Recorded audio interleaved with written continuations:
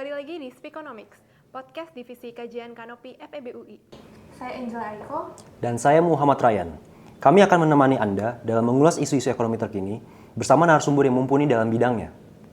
Speakonomics episode ke-11 ini akan mengangkat tema Kekuatan Tak Terlihat, mengurai kekuatan kelas penggerak perekonomian Indonesia. Beberapa waktu terakhir, kita menyaksikan gelombang keresahan sosial yang mencerminkan tekanan ekonomi yang semakin dirasakan masyarakat. Daya beli yang melemah dan biaya hidup yang meningkat menjadi isu yang semakin nyata dalam kehidupan sehari-hari. Di tengah kondisi tersebut, konsumsi rumah tangga tetap menjadi motor utama perekonomian Indonesia. Bahkan menurut BPS, pada tahun 2024, konsumsi rumah tangga menyumbang sekitar 54% dari total PDB Indonesia. Artinya, lebih dari setengah roda ekonomi kita digerakkan oleh keputusan belanja masyarakat. Namun pertanyaannya, siapa sebenarnya penggerak konsumsi tersebut? Dan seberapa kuat fondasi ekonomi kita jika konsumsi justru semakin bertumpu pada kelompok yang rentan secara struktural? Let us theorize the game. Halo teman-teman semua, pada kesempatan kali ini kami kedatangan ekonom senior yang sangat mumpuni dalam memberikan jawaban dan insight terkait topik hari ini. Beliau merupakan Senior Vice President at Office of Chief Economist Bank Mandiri. Tanpa berlama-lama lagi, langsung saja kami sambut Pak Andri Asmoro. Apa kabar Bapak? Baik, apa kabar? Baik. Kami mengucapkan terima kasih banyak kepada Pak Andri Asmoro untuk kesediaannya mengisi podcast pada episode kali ini. Kalau boleh tahu, apa kesibukan Pak Andri saat ini? Kesibukannya sebagai ekonom ya pasti, ya melakukan research, analisis makroekonomi, regional, dan juga kemudian industri, ya, menganalisis semua dari hulu ke hilir, ya, memberikan insight, inputs ya buat teman-teman di bisnis unit di Bank Mandiri, dan juga tentu saja kepada BODs kita, ya, direktur, komisaris, dan juga ya kita memiliki juga yang namanya Mandiri Institute, atau kita biasa nyebutnya Strategic Research Group, departemen maksud saya, itu yang juga kemudian nanti bisa memberikan insight juga kepada Bapak Ibu stakeholders, terutama di kementerian, ya, di otoritas moneter dan perbankan, ya, seperti itu. Itu sehari-hari memimpin research institute di Bank Mandiri. Gitu. Baik Pak, menarik sekali Pak. Nah, jadi pada podcast kali ini kami ingin menanyakan beberapa pertanyaan terkait kondisi konsumsi masyarakat Indonesia saat ini. Kalau kita lihat beberapa bulan terakhir, ada satu benang merah yang cukup terasa ya, yaitu meningkatnya tekanan ekonomi di masyarakat. Mulai dari gelombang demonstrasi, keluhan mengenai tingginya biaya hidup yang semakin terasa, dan kita juga sering nih mendengar istilah in this economy nih di percakapan sehari-hari. Kalau Bapak melihat dari kacamata ekonomi, apa sih sebenarnya yang sedang terjadi pada perilaku konsumsi masyarakat Indonesia saat ini? Nah, ini menarik nih. Saya pertama-tama terima kasih diundang ya oleh teman-teman Kanopi, ya. Dan topiknya juga sangat faktual ya, terkait dengan kondisi daya beli dan juga konsumsi masyarakat Indonesia. Kalau kita bicara terkait dengan konsumsi masyarakat Indonesia, memang ada 3 refleksi yang perlu kita perhatikan di tahun 2026 ini, ya, refleksi tahun 2025 yang lalu. Refleksi yang pertama tentu saja terjadinya kalau kita lihat itu decoupling. Ya, decoupling itu apa sih? Decoupling itu adalah perbedaan trajektori, ya, arah, ya, antara kelompok. Kalau kita melihat yang refleksi yang pertama adalah kelompok yang middle lower dan middle upper, gitu ya. Jadi kalau kita bisa bagi saja simpel kelas bawah, kelas menengah, dan juga kelas atas, memang terjadi decoupling di mana kelas menengah bawah dan juga kelas bawah itu memang mengalami tekanan, ya. Tekanan yang pertama adalah memang tekanan dari sisi income-nya yang relatively limited, ya, growing-nya. Yang kedua juga at the same time ada beberapa poin di mana kenaikan harga terutama pangan itu kemudian memukul daya beli mereka juga, gitu ya. Sehingga itu berdampak kepada behavior yang berubah.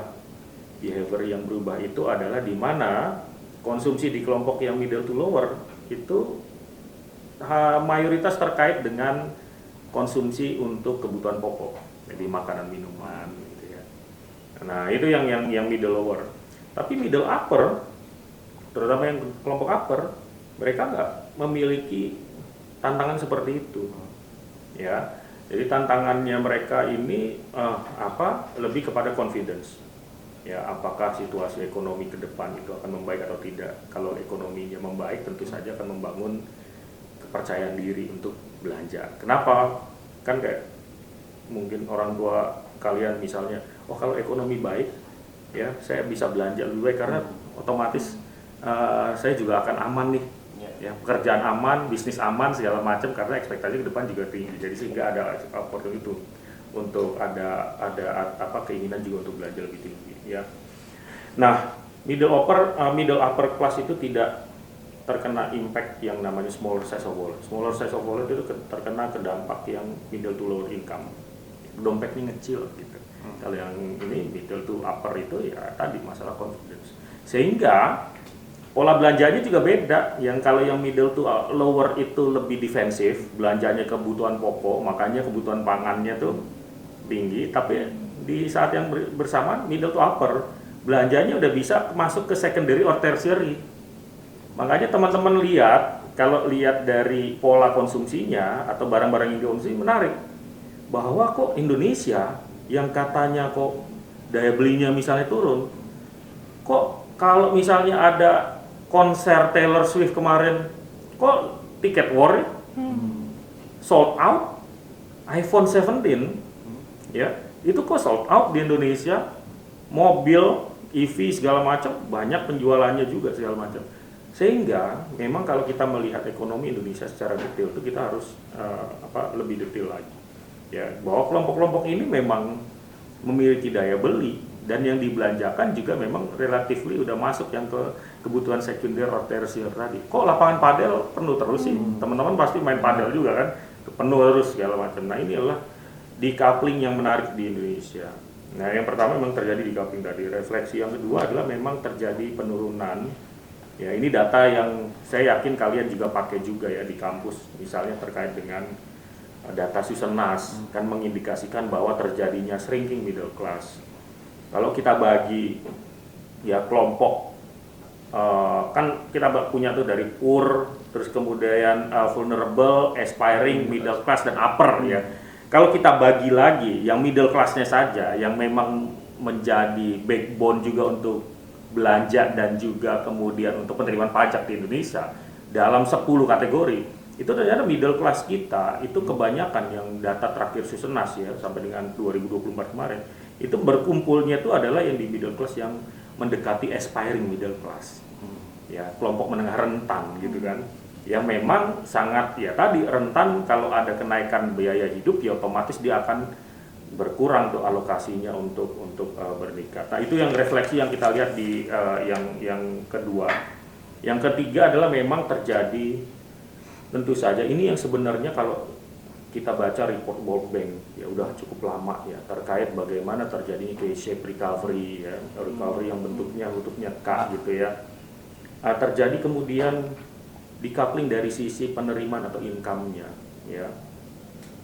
Kita bicara income-nya yang middle upper itu kan banyak yang produk-produk investasi. Ya, mereka punya capacity, mereka punya kemudian aset yang kemudian bisa di leverage. Ya. Sehingga return-nya besar. Contoh yang 2025 kemarin deh. Yang teman-teman yang main saham itu kan berkali-kali lipat return-nya. Sehingga return-nya itu kemudian bisa di leverage untuk konsumsi yang lebih besar lagi gitu. Nah, yang kelompok middle upper bisa kemudian meleverage-nya itu jauh lebih besar dengan pertumbuhan yang lebih besar. Sementara middle lower dengan aset yang relatively limited, ya mereka kemudian relatif limited juga kemudian return-nya.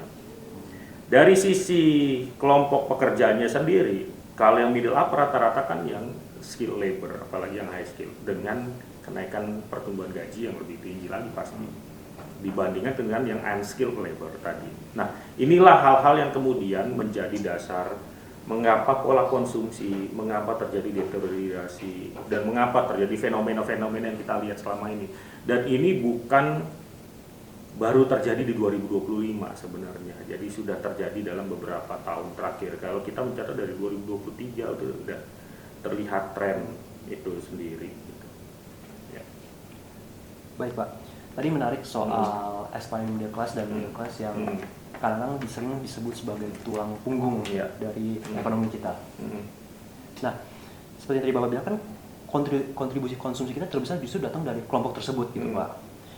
Nah, mungkin pertanyaan dari kami adalah apa artinya bagi ekonomi ketika konsumsi nasional kita ini bergantung kepada kelompok yang sangat sensitif tersebut Pak.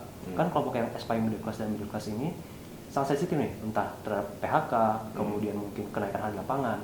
Nah ini apa artinya bagi ekonomi nasional ketika kita bergantung pada kelompok ini? Ya tentu saja implikasinya dan dimanapun memang terjadi ya, middle class kan menjadi backbone, ya backbone untuk konsumsi, backbone untuk penerimaan pajak juga yang tadi saya bilang ya, karena memang jumlahnya juga yang relatif besar. Saya mencatat kalau kita bagi ada sekitar 47,9 juta orang, kontribusinya sekitar 17,1% ya dari total 279 juta orang di Indonesia. Yang aspiring middle class itu 137,5, 49% ya menguasai. Dan memang kalau kita bicara yang paling bisa diandalkan adalah tentu saja yang memiliki daya beli harusnya adalah dari middle class. Sehingga memang tujuan perekonomian itu adalah supaya kemudian meningkatkan kesejahteraan dan akhirnya memang jumlah middle class-nya harusnya relatif lebih banyak lagi. Dan memang itulah ya backbone-nya itu yang kemudian di situasi yang baik itu akan kemudian bisa menumbuhkan konsumsi dan pada akhirnya bisa menumbuhkan pertumbuhan ekonomi Indonesia. Karena di Indonesia berapa rasio dari konsumsi terhadap GDP sekarang? Di atas 50%, 50 sampai 54%. Jadi kalau memang kemudian kelas menengahnya itu oke, jumlahnya semakin berkembang, tentu saja multipliernya akan makin besar dan juga kemudian pertumbuhan ekonomi juga akan banyak di itu. Tapi di sisi yang lain, kalau situasi ekonominya tidak oke, jumlahnya semakin shrinking, ya, daya belinya juga, kantongnya juga semakin mengecil yang saya bilang tadi, biaya hidup malah makin naik, itu akan menggerus ya ability to spend-nya mereka. Gitu. Bisa jadi malah willingness to spend-nya malah turun misalnya. Nah ini yang kemudian akan mengurangi ya multiplier dari sisi C itu terhadap kemudian investasinya itu sendiri dari yang middle class. Nah ini yang saya rasa di sisi lain memang akan memberikan keuntungan di situasi ekonomi yang normal, tapi di situasi ekonomi yang kemudian melandai atau turun itu menjadikan resiko yang lebih besar lagi. Apa yang perlu dilakukan? Ya tentu saja yang perlu dilakukan adalah bagaimana menumbuhkan kelas menengah lagi, gitu. Memperkuat kelas menengah.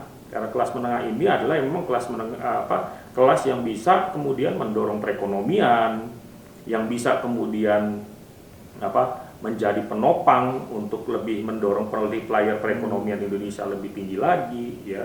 Dan juga kemudian bisa menginfluence dari sisi ekonomi dan politik juga, karena harusnya yang middle class ini yang relatif lebih well educated.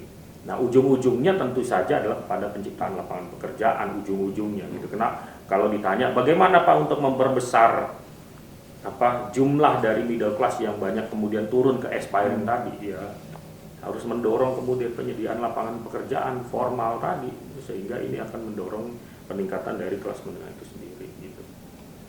Baik Pak, mungkin saya pengen follow up terkait hal itu. Kan berarti kan middle class ini kan kebanyakan bahkan ada fenomena bilang mantap, makan tabungan. Nah, kan berarti kan terkait dengan berarti pekerjaan middle class ini udah makin tergerus kan Pak. Nah, ada satu data yang menurut saya sih menarik Pak. Bank Indonesia itu mencatat bahwa pertumbuhan kredit investasi itu meningkat hingga 17,8% per November 2025. Tapi di periode yang sama, pertumbuhan kredit perbankan itu justru melambat. Jadi 7,3,6%. Sementara kredit UMKM itu terkontraksi sebesar 0,11. Nah, menurut Bapak, tren dari kredit investasi ini apakah jadi penanda baik bahwa investasi kita itu akhirnya ke hal-hal yang lebih produktif? Atau justru ini jadi alarm bahwa takut itu menyebabkan kayak ketimpangan itu jadi makin melebar, Pak? Ya, ini saya suka nih ditanya langsung ke sektor perbankan ya, karena ini kaitannya juga perbankan juga. Kalau kita lihat dari yang kredit investasi itu didorong memang dari pertumbuhan kredit di di segmen korporasi juga. Jadi sebelum saya masuk lebih jauh, perbankan di Indonesia itu secara gampangnya by segmen itu kan dibagi 4. Jadi teman-teman kalau ingat pesawat Hercules itu kan ada 4 baling-baling. Ada baling-baling korporasi, baling-baling komersial itu antara korporasi maupun dengan yang segmen di bawahnya lagi nih. Nama-nama tiap di kategorinya di tiap bank mungkin beda-beda ya, tapi kita katakan itu komersial. Yang ketiga adalah SMI, UMKM, ya, micro atau SMI, ya, MSMI biasanya itu. Yang terakhir adalah consumption, ya, atau consumer loan gitu sebutnya. Jadi ada 4 tuh. Nah, tadi yang ditanyakan kredit investasi itu banyak kemudian diabsorb oleh kredit di segmen yang ini, yang corporate tadi. Ya, untuk apa? Karena at the same time juga banyak sebenarnya project-project terkait misalnya downstreaming, tadi hilirisasi, terkait juga dengan renewable energies yang tetap jalan gitu ya. Tapi memang highly capital gitu ya. Capital intensive tadi, butuh financing yang besar di situ. Makanya untuk investasinya juga besar gitu. Namun kalau kita bandingkan kemudian dengan kredit-kredit yang disalurkan misalnya KMK untuk yang UMKM dan mikro, ini sangat related ya, terkait dengan pertanyaan nomor 1, nomor 2 tadi. Dimana kalau kita lihat kondisi yang sekarang ya, situasi di middle to low income people juga masih relatively tertahan ya, improvementnya, dan juga kemudian terkait dengan purchasing powernya juga relatively limited. Ini yang kemudian menyebabkan segmen yang mikro SME dan juga consumer itu juga jadi relatively terbatas, baik dari sisi permintaan maupun dari sisi kualitas asetnya. Apa sih yang dimaksud dengan kualitas aset? Ya, kemampuan para debitur untuk membayar, ya, untuk membayar kembali utang-utangnya atau pinjamannya ke bank gitu ya. Nah, karena memang usahanya lagi sulit, misalnya, ternyata kemarin kerja sekarang di layoff, akhirnya menimbulkan kemudian NPL yang tinggi. Nah, karena NPL itu yang meningkat, akhirnya memang permintaannya jadi relatively menurun. Jadi yang memang digambarkan tadi, sebagian bisa betul menggambarkan adanya polarisasi tadi, K-shaped recovery tadi, antara yang middle, lower income people, dan juga kemudian segmen bawah di dalam perbankan. Tapi di sisi lain memang bisa kita lihat juga bahwa dari sisi korporasi juga new sectors yang terkait dengan renewable energy tetap berjalan sebenarnya, cuman memang masih highly capital absorption ya dibandingkan dengan labor absorptionnya tadi. Nah, kalau dilihat dari situ memang ya 3 tahun terakhir NPL di segmen komersial, di segmen consumer dan juga segmen MSME itu naiknya sangat drastis, Mas. Jadi itu yang kemudian menjadi refleksi bahwa memang terjadi deteriorasi juga kemudian dari yang gambaran middle to lower income kita. Itu yang kita lihat di situ. Dan itu juga tergambar dari yang tadi dibilang mantap gitu ya. Jadi mantap itu kan terlihat dari bagaimana turunnya tabungan. Dari data Mandiri Saving Index kita juga itu terlihat tabungan di kelompok yang low income people itu turun. Sedikit sekarang flat karena banyak juga dibantu oleh bansos dan perlinsos pemerintah. Tapi kalau yang middle-nya itu flat terus. Yang di upper income people turun bukan karena memang mengalami kesulitan, tapi ada realokasi kepada investasi, gitu ya. Nah, yang low income people ini udah yang middle to low tadi yang saya cerita panjang kali lebar tadi ya, itu sudah turun tabungannya, biaya hidup juga makin naik. Akhirnya tadi yang terjadi yang namanya makan tabungan. Makan tabungan itu sebenarnya awal-awal kita yang bicara juga tuh ya beberapa tahun lalu sejak 2023 ya, bahwa gambarannya waktu saya ngajar di FUI dulu ya, setiap diajakin mau makan siang gitu ya sama teman saya dosen juga waktu itu, ayo makan siang yuk, terus yang ya udah saya ambil duit dulu di ATM gitu. Nah, ini makan tabungan nih untuk makan gitu. Nah, itu yang namanya muncul. Kita mantap dulu nih makan tabungan gitu. Sekarang jadi fenomena nasional ya. Jadi fenomena nasional. Kalau saya berarti tertarik Pak, berarti kalau menurut Bapak sejauh mana peran dari perbankan itu bisa membantu dari kelas menengah ini kan tadi kan bahwa perbankan ini kan akhirnya mengalokasikan ya berarti kan lebih yang punya capital insentif gitu kan, yang memang mereka butuhkan kapital yang sangat banyak dan sah-sah saja karena ya mereka juga investasi yang sangat besar gitu. Nah, menurut Bapak tuh sejauh mana peran perbankan sebenarnya? Apakah kita perlu bikin lebih inklusif atau memang balik lagi bahwa ini masalah yang kompleks sehingga butuh semuanya diperbaiki, mungkin dari SDM-nya atau mungkin dari pemerintahnya gitu kan? Ya, yang dilakukan oleh perbankan banyak ya. Kita mendukung pertama ya kredit yang tentu saja menyasar kepada UMKM. Bagaimana supaya penyaluran kredit UMKM-nya itu pertumbuhannya baik dan juga di saat yang bersamaan kualitas asetnya juga bagus. Itu adalah kita bukan kemudian lepas tangan setelah disalurkan kredit. Tentu saja ada kemudian ya upaya dari perbankan sendiri untuk membangun ekosistem dari hulu ke hilir, off-taker-nya sendiri, kemudian untuk tadi mengawal tadi. Jadi kita di saat yang bersamaan kita memberikan kredit, kita juga melakukan assistance gitu. Ya, pendampingan juga dengan ya CSR kita misalnya juga ya. Dan juga kemudian kita memberikan suku bunga yang memang juga relatively sekarang sudah turun gitu ya, supaya memang ada kelegaan bagi mereka kemudian melakukan repayment nanti ke depannya. Yang berikutnya kita sangat support kepada kredit-kredit yang menjadi inisiatif ya yang disalurkan kepada government project ya yang menjadi inisiatif dari pemerintah. Misalnya waktu zaman Pak Jokowi dulu infrastruktur, kita mendorong juga kemudian kredit ke infrastruktur yang juga menyerap tenaga kerja besar. Yang berikutnya juga kemudian saat ini misalnya Pak Prabowo ya Pak Presiden sangat heavy untuk mendorong sektor pertanian perkebunan. Saya rasa ini inisiatif yang bagus karena untuk mendorong pertumbuhan di sektor pertanian perkebunan dari yang rata-rata 2,2% lebih tinggi lagi. Nah, itu juga kita menyalurkan.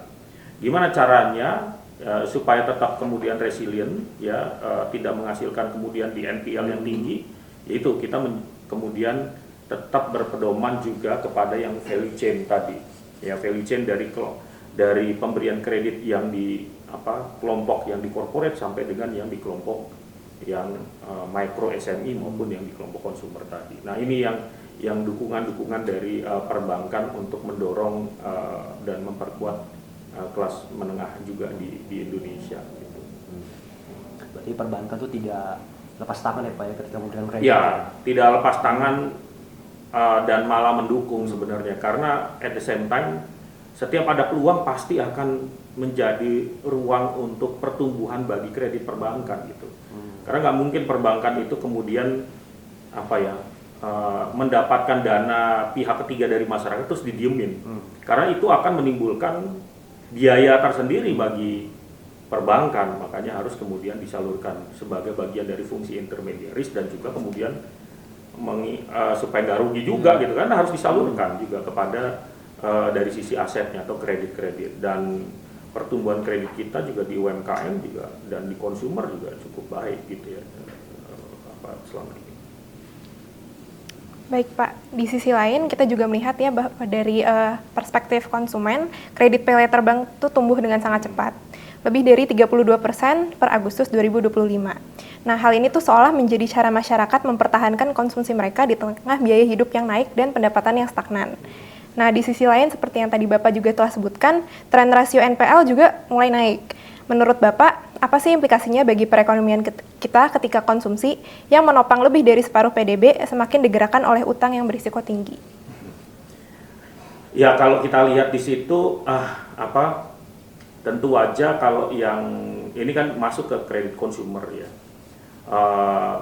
tentu aja perlu ada edukasi juga ya bahwa kalau memang kemampuan bayarnya, ini kan yang bahaya adalah bahwa gaya hidup yang kemudian mendorong orang untuk kemudian berutang lebih besar lagi sesuai di luar dari kemampuannya.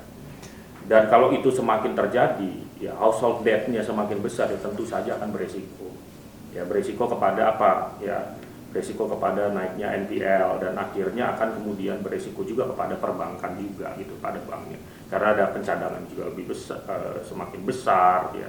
Dan pada akhirnya profit banknya juga akan turun. Jadi dari sisi ini, baik dari sisi masyarakat maupun dari sisi perbankan, dua-duanya kemudian akan mengalami kerugian ya kalau memang itu semakin besar dan semakin tidak terkendali ya, atau semakin kecil edukasinya di situ. Makanya yang paling penting adalah kemudian bagaimana edukasinya. Ya, edukasinya di tengah dari situasi ini ya, pinjaman memang harus disesuaikan dengan kemampuan bayarnya gitu. Dan kemudian gaya hidupnya juga harus disesuaikan dengan kemampuan dari penerimaannya atau income-nya seperti itu. Jadi kalau ditanya lagi, kembali lagi apa akibatnya ke depannya, ya tentu saja kalau itu semakin besar, jumlahnya semakin besar, ya potensi kemudian aset quality yang memburuk juga akan semakin besar. Persis seperti yang kita alami saat ini gitu. Ya, terjadinya peningkatan NPL. Ketika terjadi peningkatan NPL, tentu aja ada terjadi peningkatan pencadangan yang harus dialokasikan oleh perbankan. Dan kalau semakin meningkat ya otomatis di ujungnya net profit perbankan juga akan semakin turun. Bagi masyarakat apa? Ya kalau semakin tidak terkendali, ya hidup dengan ilusi dari kemampuan dari yang gaya hidup yang tidak bisa kemudian di afford ya, ya akan semakin sulit tuh. Jadi gali lubang dan tutup lubang nanti, dan ininya tidak, depannya akan tidak baik. Jadi memang ada perlu yang namanya edukasi nanti ke depan seperti itu. Ya. Berarti kurang lebih ini balik ke edukasinya ya Pak ya, untuk biar orang tuh tidak bisa pasak daripada tiangnya kali ya Pak ya.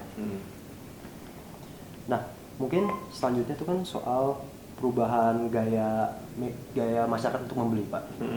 Sekarang kan masyarakat itu cenderung lebih menyukai ke toko online, Ya. entah mungkin ya Shopee, Tokopedia ataupun toko online lainnya gitu.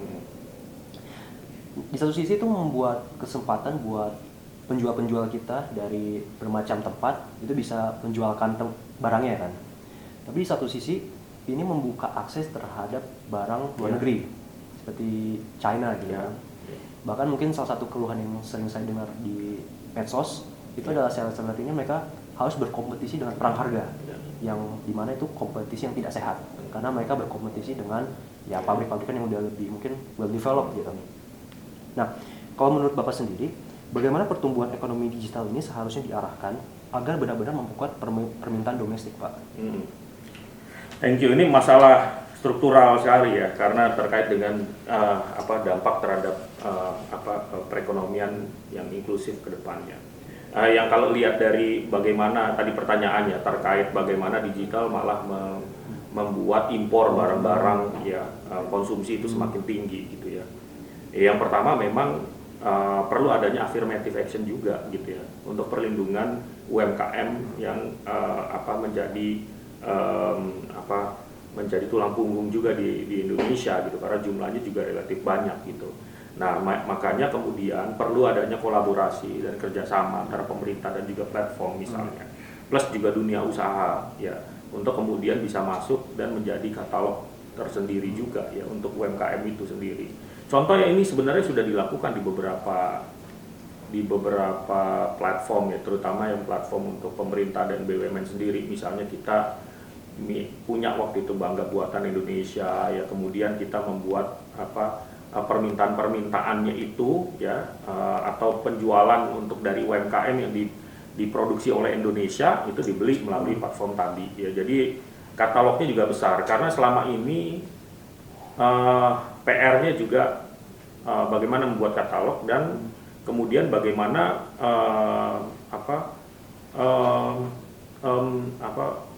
promosinya ya untuk barang-barang yang produk UMKM untuk dibeli ya lebih besar lagi gitu. Nah yang berikutnya, yang kedua yang terkait dengan yang harga, ini kan banyak banding harga produk Cina lah gitu ya.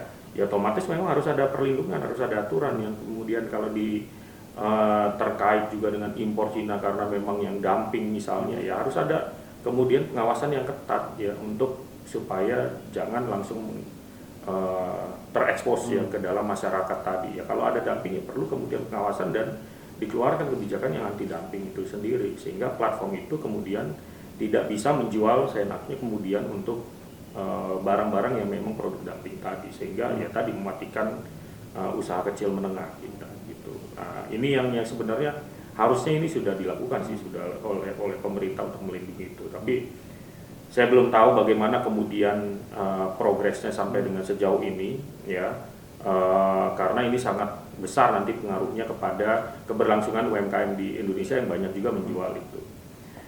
Di sisi lain ya, beyond dari di luar dari platform digital tadi, sebenarnya masyarakat Indonesia itu juga pasca pandemi ya, itu juga sebenarnya sudah mulai memilih opsi yang lebih beragam, bukan cuma online tapi kombinasi multi channel, jadi online dan offline gitu ya. Jadi bukan hanya kemudian bisa aja pesan online kemudian datang jemput ininya ambil barangnya offline ya di tokonya misalnya, atau pesan offline kemudian dibayar online dan lain sebagainya, nanti di delivernya juga dari online. Nah, jadi multi channel or omni channel itu yang kemudian nanti didorong, dan ini yang kemudian butuh kolaborasi juga nih, penjualan yang offline ini juga untuk mendorong penjualan dari produk-produk UMKM yang non impor tadi. Itu saya rasa itu penting gitu.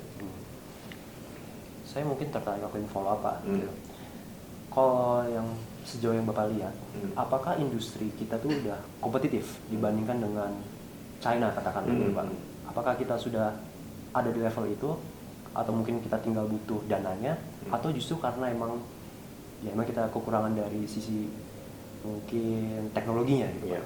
Ya kan kita memang sekarang challenge-nya adalah industri kita memang less kompetitif, banyak datanya kan. Teman-teman juga belajar kan di kampus ya dengan datanya itu. Labor productivity kita juga relatively kalah bersaing gitu ya. Teknologi juga masih kalau kita bandingkan dengan China ya, dengan misalnya Vietnam sekarang ya, itu juga relatively masih di bawah dari mereka ya. Terus kemudian ketersediaan bahan baku, sustainability. Saya kasih contoh ya. Untuk yang misalnya industri yang berbasisnya bahan baku pertanian misalnya, untuk mendapatkan bahan bakunya secara sustainable, secara konsisten, itu pun juga masih cukup challenging gitu. Jadi ketika permintaan naik, apakah kemudian bisa mendapatkan bahan baku yang relatif stabil? Nah, itu juga belum tentu gitu. Nah, ini yang hal-hal yang kemudian yang memberikan tekanan kepada industri kita kalau dibandingkan dengan industri dari negara-negara lain yang barang-barangnya juga diekspor ke Indonesia. Jadi saya lihat challenge-nya tuh sekarang di productivity dari labornya, dari penguasaan teknologi, dari ketersediaan bahan baku ya. Nah, itu juga memang masih mengalami tantangan tersendiri, di mana kita masih relatively lower ya productivity gitu. Mungkin saya mau menambahkan terkait perubahan pola konsumsi masyarakat kita, Pak. Nah, dalam beberapa waktu terakhir kan kita sering ya mendengar istilah rojali dan rohana, yaitu rombongan jarang beli dan rombongan hanya nanya. Nah, menurut Bapak, apakah ini tuh bisa kita lihat sebagai bentuk adaptasi masyarakat terhadap tekanan ekonomi yang semakin tinggi, di mana pengalaman tuh menjadi sarana mencari makna dan identitas sosial karena barang-barang material semakin sulit untuk dijangkau? Kita udah melihat ini dari sejak November 2024 ya, jadi fenomena ini. Jadi rojali, rohana, rotasi, rombongan tanpa transaksi, rohalus, rombongan hanya ngelus dada. Aduh, ngeliat barang sedih juga nggak dapat gitu ya. Nah, itu kita nyebutnya cuma di Mandiri Institute, kita berdasarkan data Mandiri Spending Index kita nyebutnya adalah experience based products. Jadi produk yang base-nya adalah experience. Apa tuh ya? Kemudian berkunjung yang lebih ke ke pariwisata, kemudian ke berkunjung ke mall pun juga ya experience based juga tuh. Oh, makanya tadi yang saya bilang bahwa orang itu udah nggak sebenarnya fully online juga, ada juga yang kemudian yang offline untuk kemudian mengambil yang experience based tadi. Ya. Nah, experience based ini atau rojali, rohana, rotasi, rohalus tadi itu merupakan respons dari keterbatasan income dan juga kemudian daya beli yang relatively Ya kalaupun tidak menurun ya nggak berubah banyak gitu ya, ya flat aja gitu. Kalau misalnya daya belinya turun, yang dilakukan adalah down trading. Down trading yang tadinya misalnya ya belanja sampo satu botol sekarang jadi sasetan aja deh gitu. Jadi lebih murah. Biasanya yang belanja bulanan sekarang belanja mingguan tapi dengan volume yang kecil lah gitu ya. Jadi bisa ini pergi ke dokter misalnya biasanya check up dokter gigi setahun 2 kali, sekarang setahun sekali aja lah. Nah itu adalah yang kemudian dilakukan. Nah Rojali Rohana itu adalah wujud respons ya dari kemudian banyaknya juga masyarakat yang semakin defensif ya. Semakin defensif itu artinya hanya belanja terhadap kebutuhan pokok, jadi makanan dan minuman. Data dari Mandiri Spending Index kita lebih dari 35%, lebih dari 35% itu belanja masyarakat larinya ke permintaan ke supermarket dan restoran atau eating out, semua yang related ke makanan dan minuman. Sehingga 3 kemudian yang kita sebut dengan cross the board ke non makanan dan minuman. Nah yang terkait dengan non makanan dan minuman, terutama yang datang ke mall tadi, ya dia lihat-lihat aja, oh kalau ada harga itu, oh kemudian bisa aja 2 responnya. Mungkin belinya di online yang relatif lebih murah, misalnya lihat barangnya di mall, tapi kemudian beli atau pesannya di online yang mungkin jadi relatif lebih murah, atau memang benar-benar karena nggak mampu juga akhirnya ya udah hanya datang ke food courtnya aja gitu untuk beli makanan dan minuman gitu. Jadi kemudian tidak terefleksi kepada belanja-belanja yang non makanan minuman, contohnya kayak elektronik. Tapi sebenarnya dari data terakhir di kuartal 4 kemarin itu udah relatif membaik sebenarnya. Membaik dibandingkan dengan kuartal 1, kuartal 2, dan kuartal 3. Kuartal 3 akhir udah mulai membaik. Kuartal 4 itu penjualan elektronik meningkat. Jadi ini ada harapan juga bahwa kemudian orang udah mulai less defensif. Tapi tentu saja apakah ini akan sustainable, kita masih butuh data lagi nih ke depan sustainable, padahal paling tidak tuh 1 quarter lagi atau 2 quarter lagi untuk melihat oh memang ini udah mulai turun nih fenomena ini gitu. Oh ya Pak, mungkin sebagai penutup nih Pak Ya. Tadi kan sudah Bapak bilang bahwa BPS itu mencatat bahwa konsumsi rumah tangga itu menyumbang sekitar 54% dari produk domestik bruto Indonesia. Nah, pertanyaan kami adalah, menurut Bapak, struktur konsumsi apa yang bisa dikatakan sebagai keberlanjutan atau sehat? Dan apakah Indonesia saat ini sudah mencerminkan dari komponen struktur yang sehat tersebut gitu Pak? Ya kalau struktur konsumsi yang sehat ya, sebenarnya gini,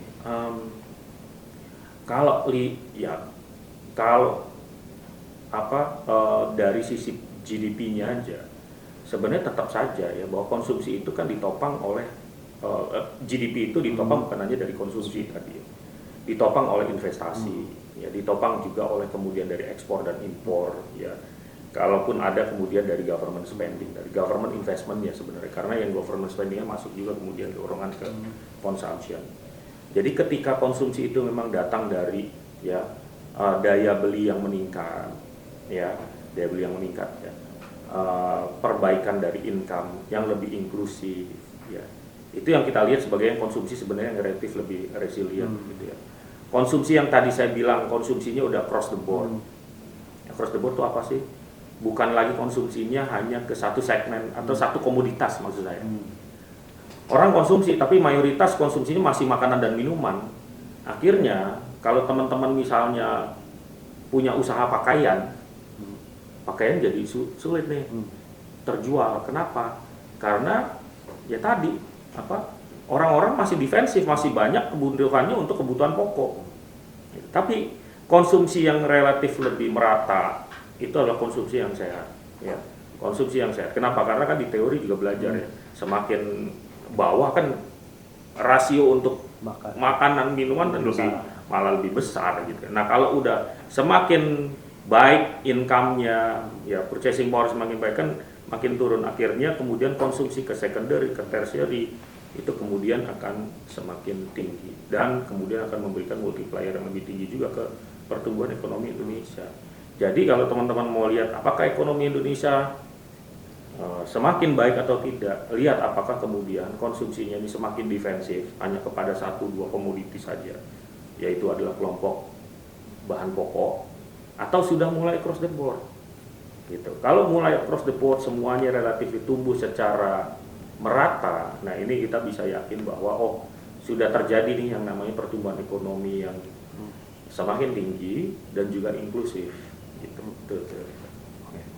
Berarti kalau boleh dirangkum, struktur konsumsi yang sehat itu ketika orang itu udah across the board ya Pak ya. Mereka udah berani purchase-nya itu udah bukan lagi makanan aja, tapi ya udah bisa mungkin elektronik atau hal yang tersier lainnya. Di luar dari konsumsi sebenarnya yang baik adalah udah mulai punya kemudian alokasi bukan hanya konsumsi aja, tapi untuk investasi dan tabungan. Jadi konsumsi, tabungan, investasi gitu.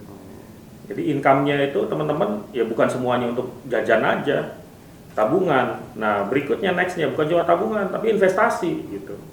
Nah kalau itu kemudian sudah menjadi kenyataan, mayoritas sudah seperti itu polanya, source of financing untuk pembangunan jadi makin beragam. Kita belajar di makroekonomi tentang saving investment gap. Ya, ketika itu semakin membaik, saving investment gap kita akan makin kecil. Sehingga investasi yang dibutuhkan akan makin dapat dipenuhi oleh savingnya masyarakat. Akan kemudian memperkecil kebutuhan untuk berutang ya misalnya. Nah itu yang kita lihat ke depan gitu. Ya. Baik Pak. Nah, kita udah belajar banyak nih mengenai soal konsumen ekonomi di Indonesia. Terima kasih banyak Pak Andreas Moro atas waktunya. Kami mewakili Kanopi FEB UI mengucapkan terima kasih yang sebesar-besarnya kepada Pak Andreas Moro untuk kesediaan menjadi narasumber dalam Speakonomics episode ke-11 ini. Terima kasih. Dengan demikian berakhirlah diskusi kita pada hari ini. Dan untuk mendengar ulasan mengenai isu-isu ekonomi lainnya, jangan lupa untuk subscribe ke podcast Kanopi On Air di Spotify dan YouTube Kanopi FEB UI. Saya Ryan. Saya Angela. Kami pamit undur diri. Inilah Speakonomics episode ke-11. Dibawakan oleh Divisi Kajian Kanopi FEB UI. See you in the next podcast. Bye.